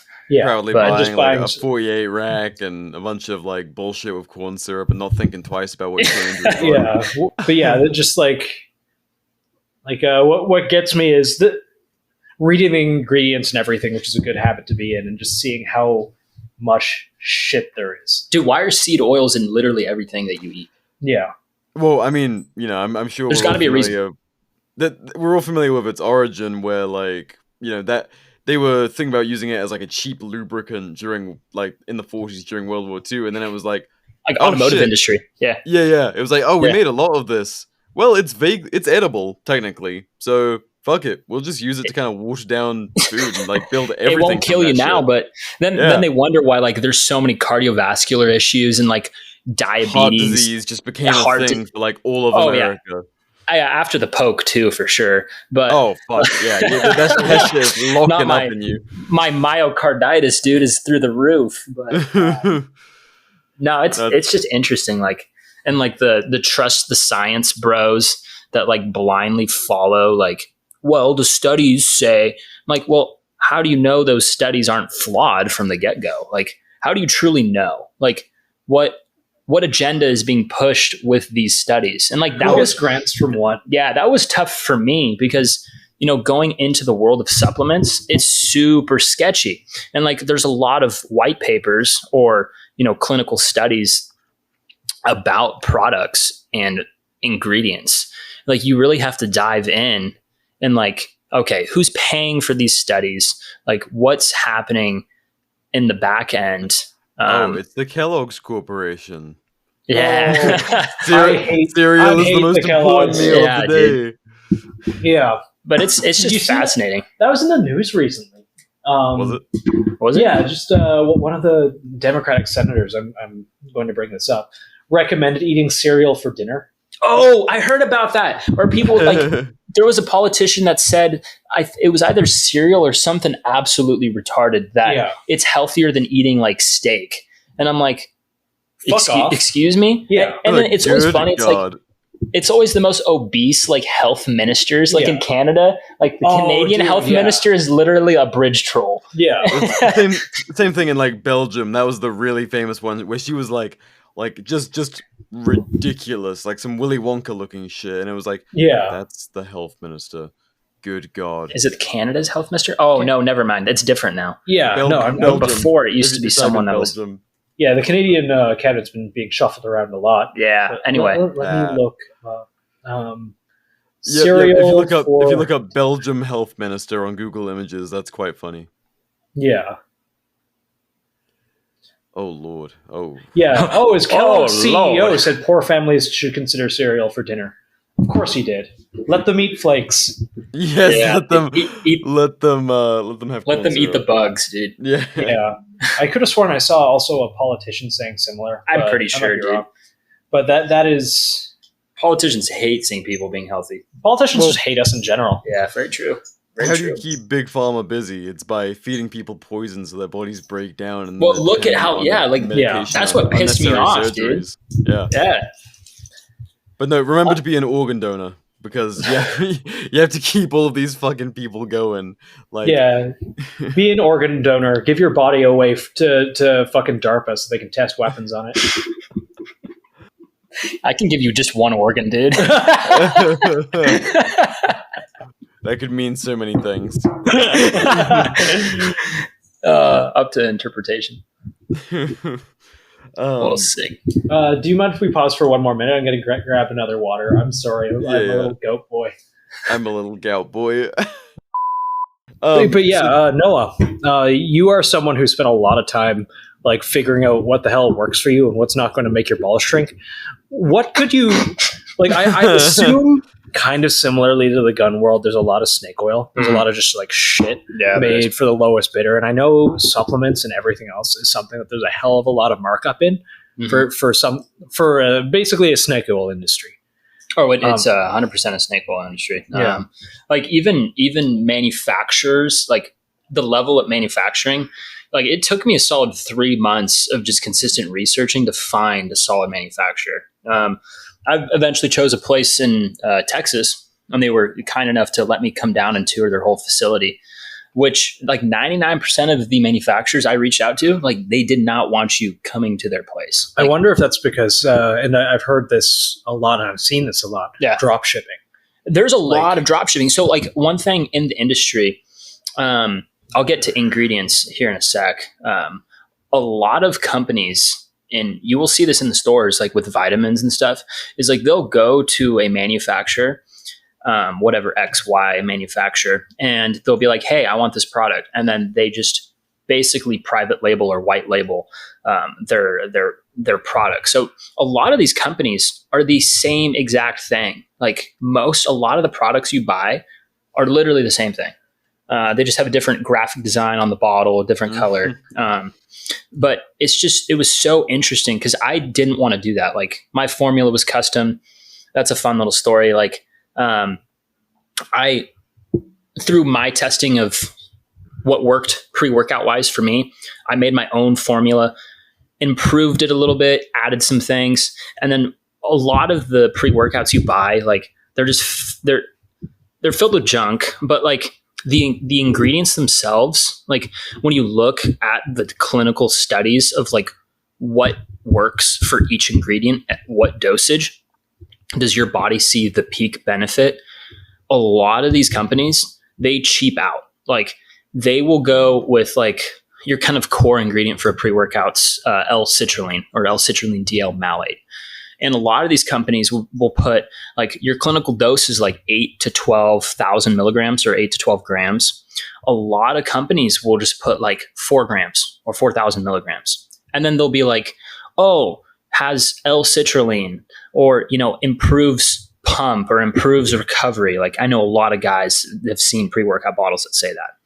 But when you actually look at it and you dissect that information, you're like, well, how does it do that if you're giving me a fraction of what the actual study was saying? Like you're not, you're paying like $40, $50, $60 for this product.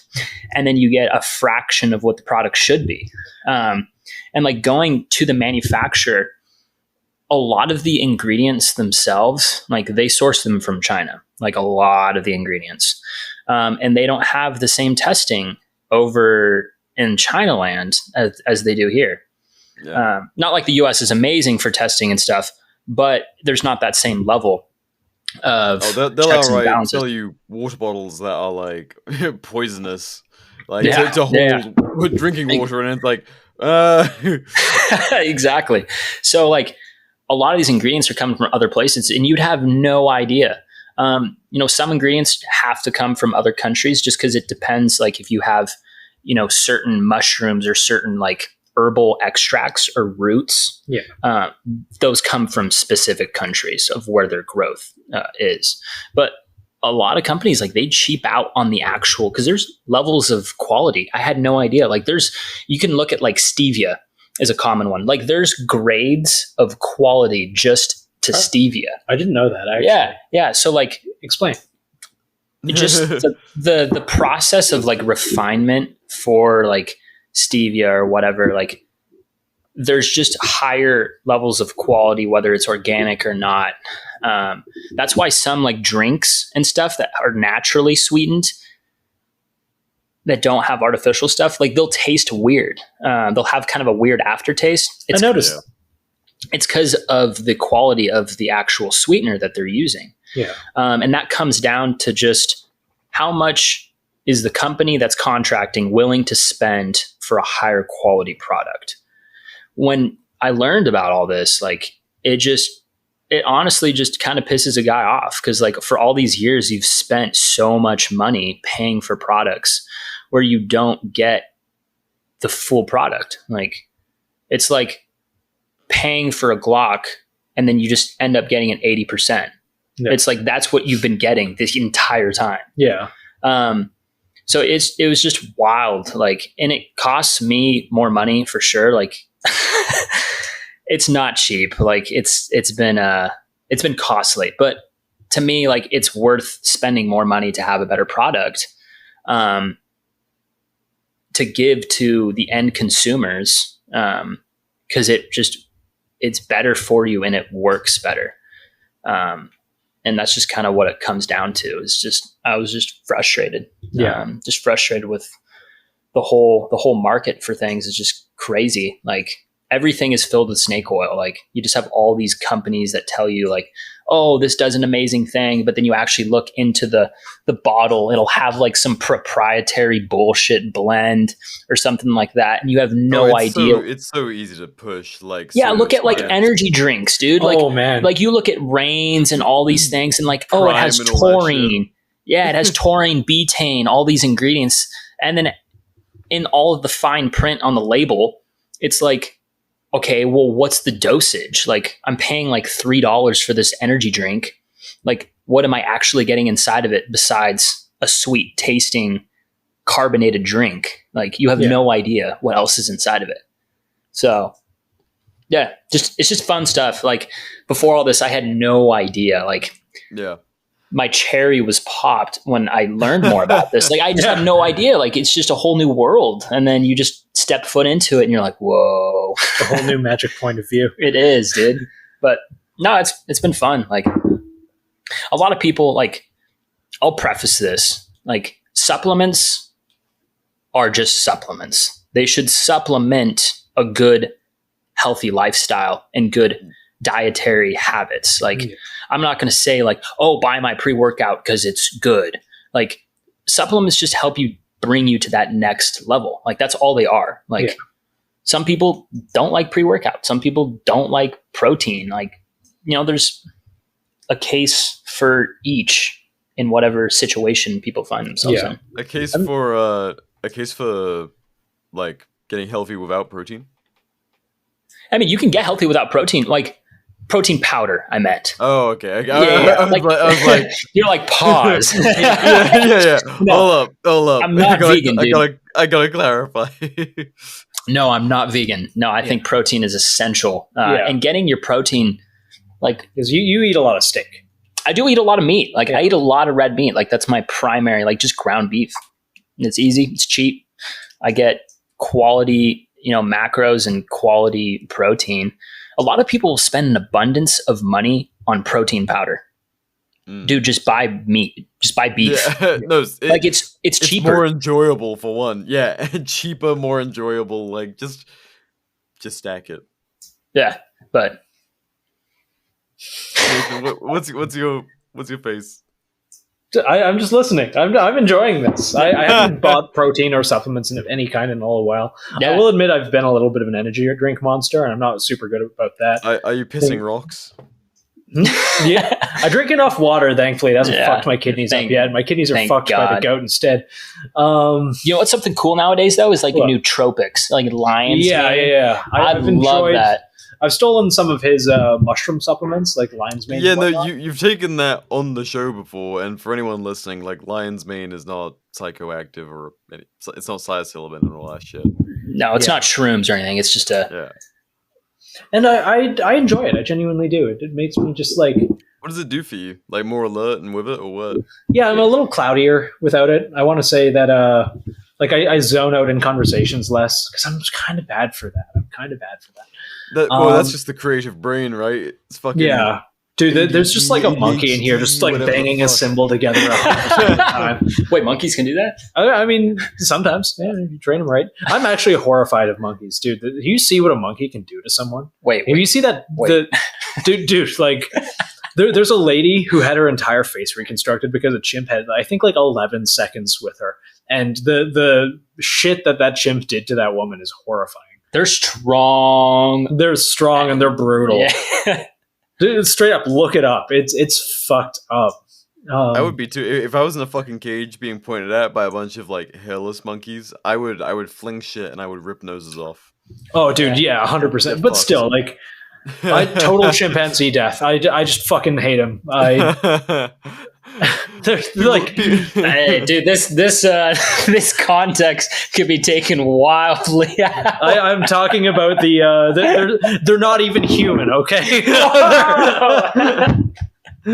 But no, like I'm not even making a euphemism. I really don't like chimpanzees. Yeah, I don't even care how many fucking like Hollywood schlop fucking Planet of the Apes there are.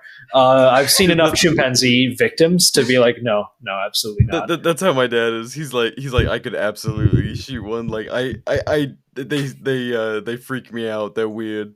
I'm like, yeah, they're weird. Freak me out. What was that? Penn and Teller. Penn and Teller back in the day.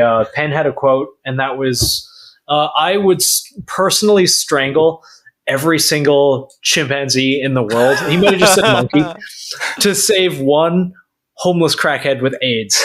And I'm kind of in the same place, honestly. Dude, the turn off for conversation has just been crazy. We're like, yeah, all right, here's two chimpanzee victims after extensive facial reconstruction. Oh, yeah. World's most horrific chimp victim as raging apes rip off face. Oh my god. Yeah, they always go for the face first. Oh. Yeah, it's not fantastic. I think they're jealous, dude. They're jealous they don't have a face. They just want to take your... Oh my god. Okay, I'm done looking at chimp victims. I don't even know how we got on this con. Oh my goodness. It's like, all right, Noah, let's get serious about health and fitness. Let's talk supplements. How do you feel about monkeys? yeah, like, oh god. Oh god, how's this gonna go? I ain't racist. I just don't like them. Dude, I feel bad for my neighbors, dude. Like, he's such a nice boy. I don't know what they're talking about. Fuck. We're getting towards the 2-hour mark, so I'm like, what do we wrap up on? Oh my god. What do we want to wrap up on? Be healthy. Don't be lazy. Yeah, that's up to you. We can cut it at.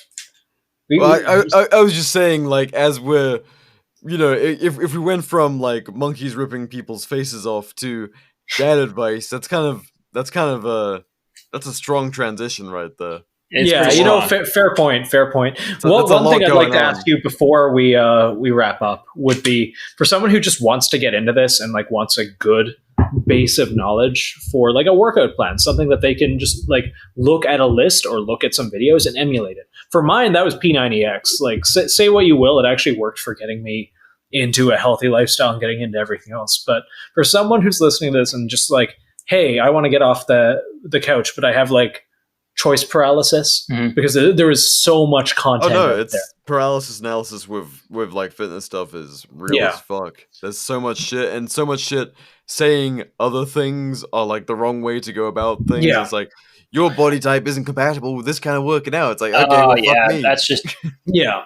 I think, so what would you suggest? Or heck, even if you have your own thing, we can just upload a PDF of it in the show notes or something. I like, that's actually a good thing to throw together. I kind of have a basic, like, what I do for workouts. But, like, some of the people that are more, like, the science-based, and they kind of have the pretty interesting videos of, like, how to do the technique. One of the people that I've kind of liked, Jeff Nippard, he has some pretty good YouTube videos of just the actual science, like the technique. Like he does great videos of like my top 10 exercises, or like he breaks it down of like tiers for like chest or back or quads or glutes or shoulders, whatever it is. He's a pretty solid one. I'm trying to think what else. There's so many fitness influencers. It's really, that's the thing. Like, it doesn't even necessarily have to be an influencer. It could just be a program or something similar. For me, again, mine was P90X, which I know you have to pay for, but everything online is out there for people to. The piratebay.org is a fantastic place. I mean, you're even following a basic level of like push-pull legs or something like that. Like that's a pretty decent go-to. And like for some of it, like if you look up like push-pull legs routine, like you can just try to do the more basic side of things, like your kind of core compound movements, like your bench, your squat, your press, your deadlift, your shoulder lateral raises, stuff like that. Your more basic free weight movements should kind of be the go-to to iron out. And then you like bring in your cable movements, like to target your secondaries. But yeah, just get into it. One thing though, it takes a while though, is like establishing like your mind to muscle connection and like really focusing. It's a big one. I would say that's a big one that took me a while. What do you mean by that? Because you've said that to me a bunch of times and I've never really use the force, Nathan. Connect with your muscles. I don't. My midi-chlorian count is not high enough, but my rad score is. So explain, what the fuck do you mean by that? I've seen that so much. What? Like my mind. I don't know the exact science behind it, but like where you can truly focus, like on the contraction, like of your muscle as you're working it out, like just really helps. Yeah. Kind of bridge, you know, sometimes where you like lose focus while you're working out and you just kind of run through the motion. Like, yeah. I'm sorry, you kind of distracted me. No, you're okay. You're okay. I'm bad about that. No, it's okay. But honestly, it's just focusing on, you know, what your muscle is really doing. It's kind of a loose explanation. Loose explanation. It's a really loose explanation. That's okay. You just said that phrase to me a lot. I'm like, what? I'm kind of vegged out right now, dude. You're totally okay. I did steal you on your day off. It's okay. Be like that. But yeah, something that I really, I had it, and then I lost it. BR, God, I'm so fucking sorry. Incredible. Just more work for you. So something that I really wish that I did more getting into this was stretching. Yeah, stretching's a big one. Yeah, stretching, cardio is big too. Yeah, not just weights and just go home. Yeah. Yeah. What do you think about like an active warm up compared to stretching? Because it's another one of those things. It's like don't stretch. That like puts your muscles in a worse place than doing an active warm up. That's a good one. I think it depends what you're stretching and what the purpose is. I like stretching after my lift and then going lighter as a warm up. Like if it's squat, like I'll go with the bar, I'll go with 45, then I'll go with 45, 25, and then go up from there, just to get through the motion and, you know, keeping that form throughout while you're putting on more weight. So I don't know. I prefer it's to each their own, like whatever people enjoy. But I mean, I personally enjoy more of an active warming up with lighter weight and then increasing said weight. Yeah. But yeah. I used to just not stretch at all. Like I'd do some shitty stretches at the very end.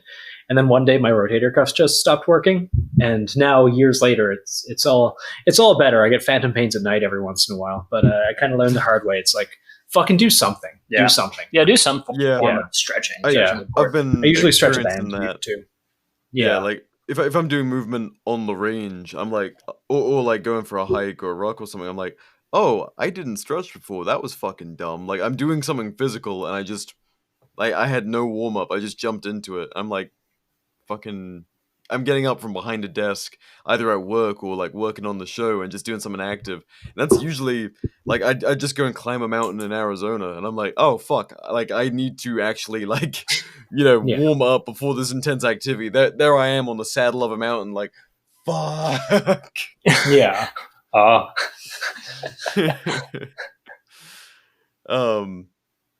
I guess that's it depends answer. Kind of depending on what physical thing you're doing is active warm up or stretching better for you. Probably hiking, I'm gonna say like just fucking stretch. Yeah, I like hiking. I want to do it more.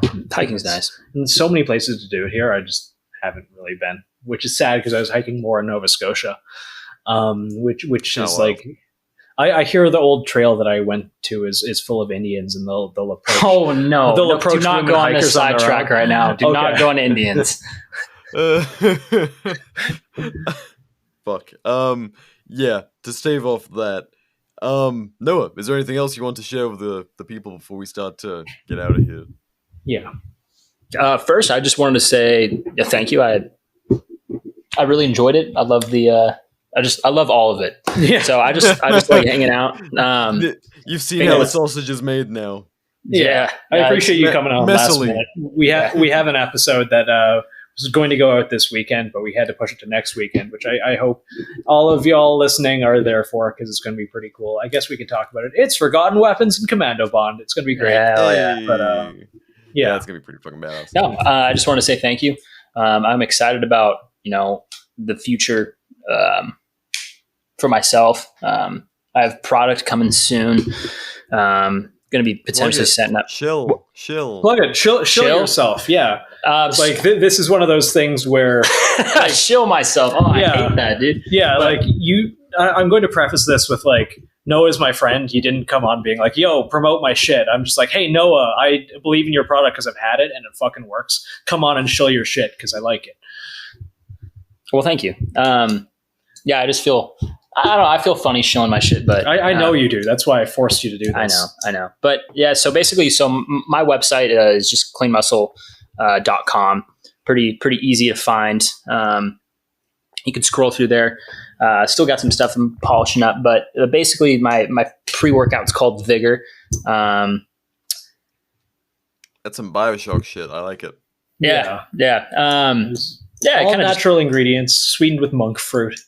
And I have stevia. Or stevia now? Yeah. Okay. Still, the high grade stevia. Yeah, which was more expensive. But so products Vigor, cleanmuscle.com. Product should be coming out soon. First run is just kind of a real pain in the ass. There's just so many little things. Third-party testing is something I'm doing too, because I want to sell to, there's a few sports teams locally. I want to have a clean product where, even military and law enforcement, that's kind of, guys that I get along with and I'm around a lot. So, having that crowd too, not worrying about getting popped on tests, because I know y'all get tested too here and there. But just a product that I've tested and something I'm passionate about. It's taken some sacrifice for sure to get to where I'm at. I appreciate how much you care about your product too. He'll make a batch and he'll taste it and be like, oh, this is 5% off. It could be just a little better. I'm a little autistic with it. Yeah. He'll come over and be like, Nathan, you need to drop everything you're doing and try this. And this tastes fucking amazing. He's like, no, not good enough. And then you start the process. And I appreciate the fact you care enough. I will preface, it is a big scoop. I don't know if you guys are familiar with, pre-workouts and whatever. Typically your scoop, one scoop is typically 12 to 16 grams. My scoop's 34.9 grams. It's a hefty amount of pre-workout. I don't know how the manufacturer did it. It mixes pretty well. I don't know what magic they got pulling up, but I do. They just do a good job. But the flavor's peach mango. That's my first flavor. So if anyone has any suggestions, I'm always open to suggestions for flavors. It's kind of fun. I have so many things planned and different products that are actually good for people. Yeah.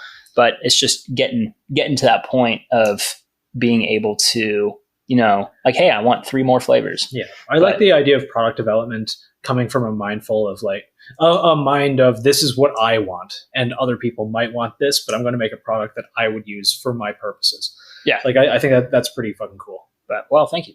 But yeah, that's another little shill of a. Hell yeah.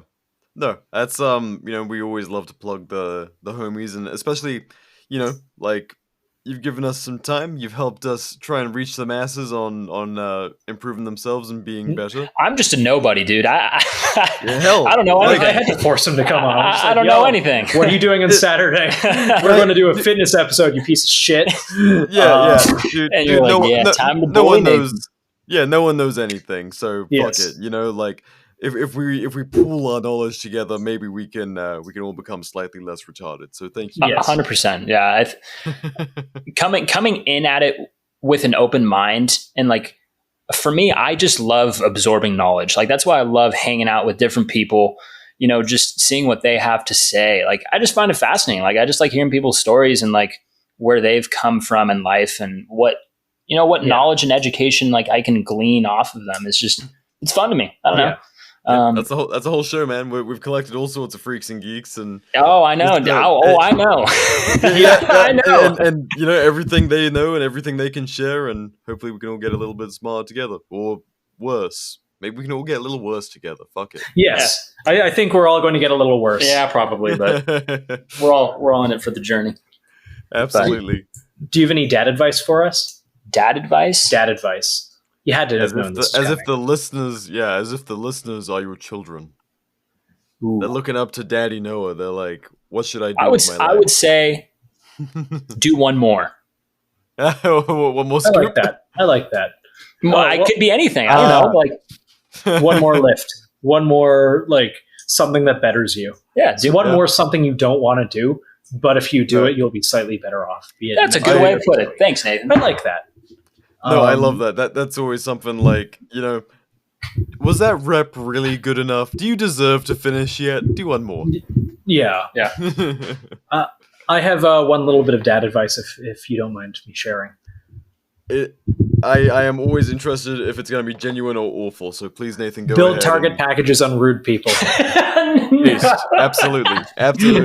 What a good way to end things, dude. That's a perfect finisher. Tickle. George. Fuck you, George. Piece of shit. We've come full circle to George, dude. Yep. I would support Bill Gates if he was only going after rude people. Like, let's there you go. Surplus population of people who don't return their shopping carts. Yes. If he wanted to give them 4,000 booster shots, I'm all for it. Yes. Yeah. Me too. They deserve it. Yeah. Follow those people home and give them 8 boosters. Yeah. Those people also aren't real people. They're like they're chimpanzees. And with that, thank you so much, Noah, for joining us and sharing on talking health and fitness and God knows what else we fucking got into this episode. Yeah. It's gonna be wild listening to this. It always is. I get back, I'm like, we did what? Okay. Just like that's on the permanent record now. Dude, one of my favorite Throw bits it on Spotify. now is still just like, this is so dumb. It's like, let's get like John Keltec.